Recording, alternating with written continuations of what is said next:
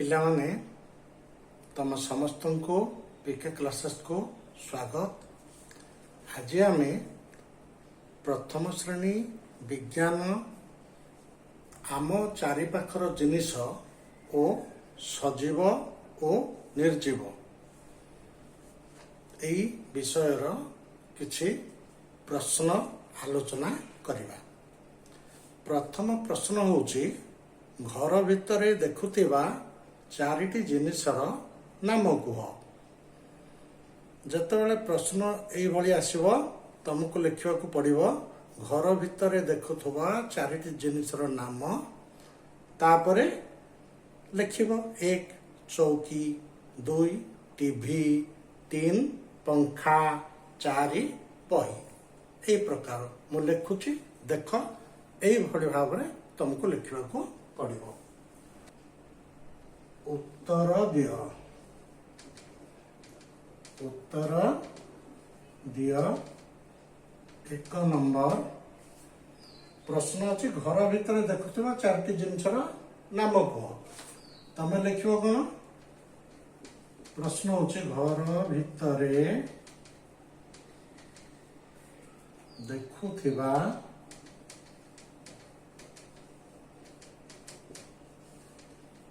ଚାରିଟି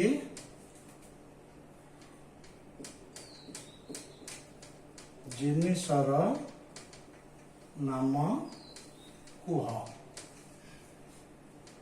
ତମେ ଉତ୍ତର ଲେଖିଲା ବେଳେ କେମିତି ଲେଖିବ?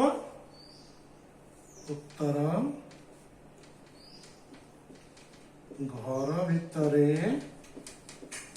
ଦେଖୁଥିବା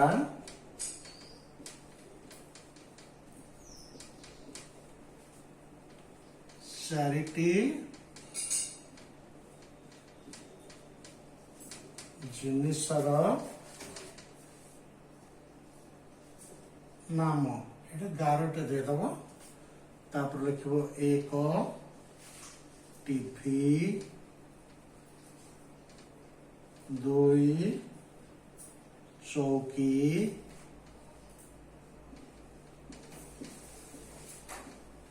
3 पंखा, 4 बही।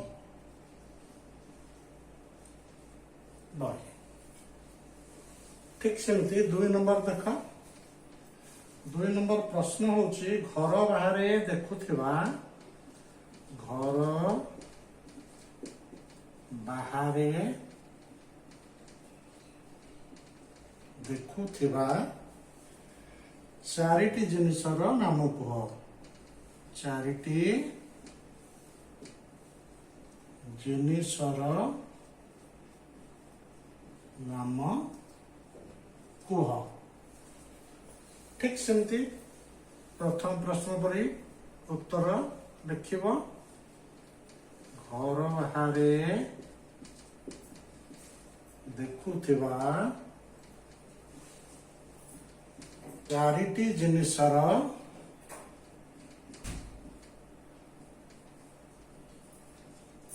नाम 1 पहाड़, 2 नदी,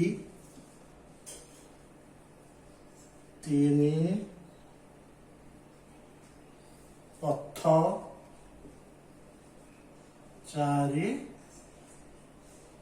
पत्थर।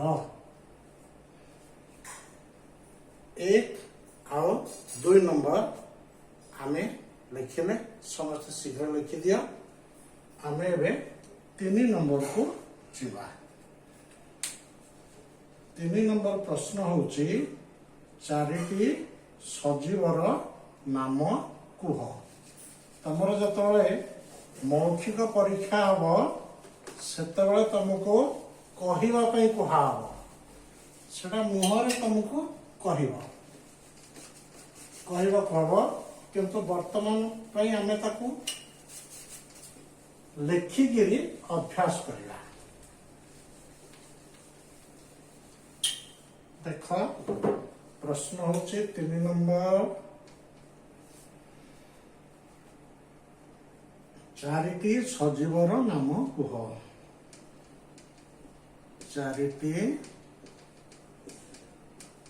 ସଜୀବର ନାମ କୁହ। ତମେ ମୌଖିକ ଭାବେ କେବଳ କହିବାକୁ ପଡିବ, ଲେଖିବାକୁ ପଡିବନି। କିନ୍ତୁ ବର୍ତ୍ତମାନ ଆମେ ତାକୁ ଅଭ୍ୟାସ କରୁଛେ, ସେଥିପାଇଁ ଲେଖିଦେବା। ଉତ୍ତର ହଉଛି ଚାରିଟି ସଜୀବର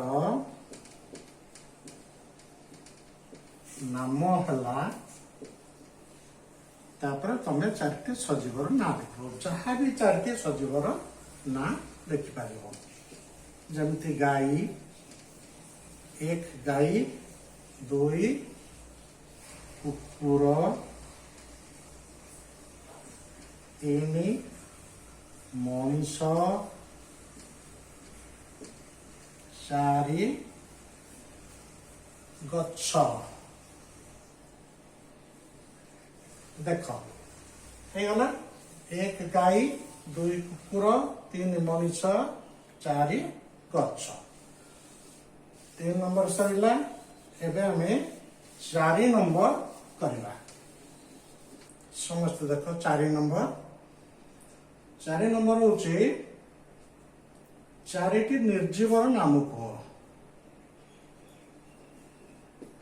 ଚାରିଟି ନିର୍ଜୀବର ନାମ କୁହ। ତମେ ଲେଖିବ ଉତ୍ତର ଚାରିଟି ନିର୍ଜୀବର ନାମ ହେଲା, ଏକ। ଦେଖ 4ଟା ନିର୍ଜୀବର ନା। ତମେ ଯାହା ଯାହା ସାଙ୍ଗରେ ଧରିକି ଯାଉଛ ବିଦ୍ୟାଳୟକୁ, ତା ଭିତରେ ରହିଛି ନିର୍ଜୀବ। ତାକୁ ହିଁ ଲେଖିଦେଲେ ତମକୁ ସବୁଠୁ ସହଜିଆ ହବ। ଦେଖ ତମେ କଲମ ଧରିକି ଯାଉଛ, କଲମ। Pencil notch, pencil. एक कलम, दुई पेंसिल, तीन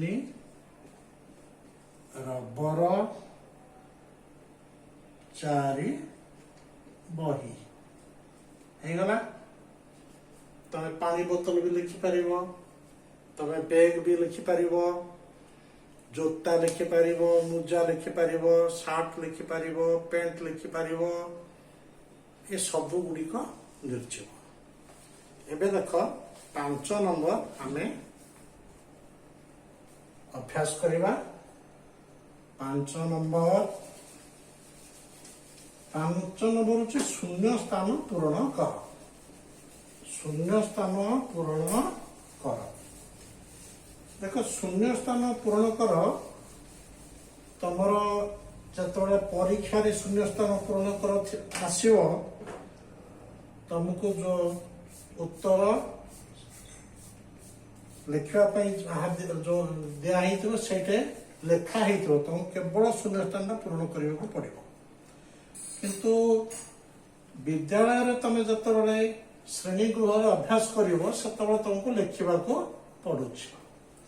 आम ए प्रश्न को पूरा लिखा, किंतु परीक्षा रे केवल शून्य स्थान तुमको लिखा पड़ो।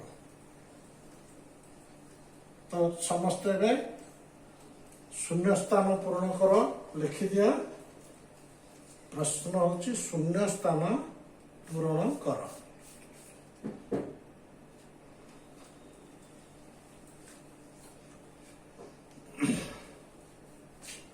देख 5 नंबर शून्य स्थान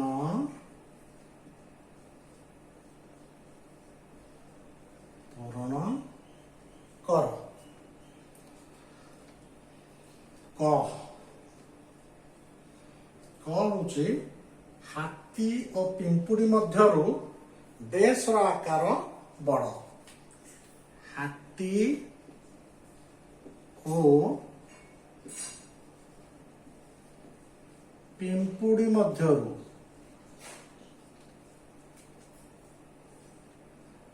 ଡେସ୍ ର ଆକାର ବଡ଼। তুমি ସମସ୍ତେ ଜାଣିଛ, ହାତୀ ବି ଦେଖିଛ, ପିମ୍ପୁଡ଼ି ବି ଦେଖିଛ। ହାତୀ ଆଉ ପିମ୍ପୁଡ଼ି ମଧ୍ୟରୁ ହାତୀର ଆକାର ବଡ଼। ହାତୀର ଆକାର ବଡ଼। ଖ ହଉଛି ଯେଉଁମାନଙ୍କର ଜୀବନ ଅଛି ସେମାନଙ୍କୁ ଡେସ୍ କହନ୍ତି। ଯେଉଁମାନଙ୍କର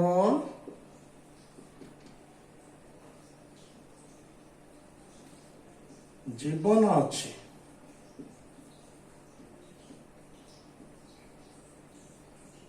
ସେମାନଙ୍କୁ ଡେସ୍ କହନ୍ତି। ଆମେ ଜାଣିଛେ ଯେଉଁମାନଙ୍କର ଜୀବନ ଅଛି ସେମାନେ ସଜୀବ, ଯେଉଁମାନଙ୍କର ଜୀବନ ନାହିଁ ସେମାନେ ନିର୍ଜୀବ। ତାହେଲେ ଏଇଟା ଆମେ କଣ ଲେଖିବା? ଯେଉଁମାନଙ୍କର ଜୀବନ ଅଛି ସେମାନେ ସଜୀବ, ଏଇଟା ଆମେ ଲେଖିବା ସଜୀବ। ଯେଉଁମାନଙ୍କର ଜୀବନ ଅଛି ସେମାନଙ୍କୁ ସଜୀବ କହନ୍ତି। ଏବେ ଦେଖ ଗ ପଙ୍ଖା ଘୁରିଲେ ଡେସ୍ ହୁଏ। ପଙ୍ଖା ଘୁରିଲେ ଡେସ୍ ହୁଏ।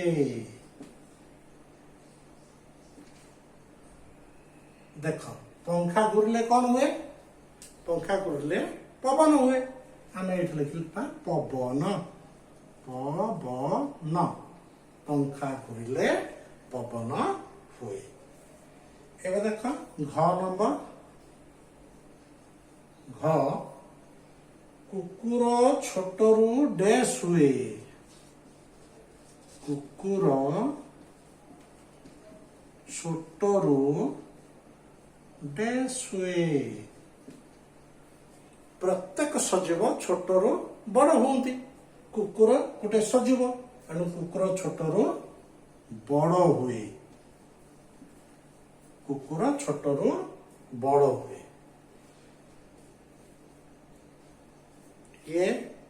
ଆଜି ଆମେ 1 2 3 4 5 ପାଞ୍ଚଟି ପ୍ରଶ୍ନ ଆଲୋଚନା କଲେ। ଆମେ ଆସନ୍ତା ଅଧ୍ୟାୟରେ 6 ଆଉ 7 ନମ୍ବର ଆଲୋଚନା କରିବା। ଆଜି ପାଇଁ ଏତିକି।